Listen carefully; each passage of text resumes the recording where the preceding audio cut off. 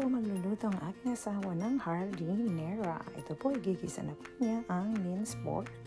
At ito, ilalagay na po niya at may halo pong chicken. Ayan po, inalo-halo at kinasagasa. Tapos niya naluin po ang meatloaf for luncheon meat. Ayan po, at meron pong hot dogs. Ayan, di ba mas masarap? Tapos halu-halin hanggang maluto muli. Pagkatapos niyan, ihahalo na rin po ang carrots. Ayan. At hahaluin muli at lutuin. Ayan po. Ayan. Medyo luto-luto na. Pero kailangan ihalo po ang tomato sauce or tomato paste. O, ayan po. Ayan. O, diba? Okay na daw.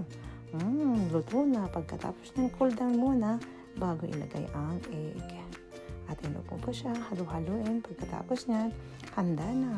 Pagkatapos niyan, ihahanda na rin po ang mga hardinera na lalagyanan po ng nilutong hardinera. Yan po, may nilagang itlog, mayroon pong peppers, ayan, at saka may pasas.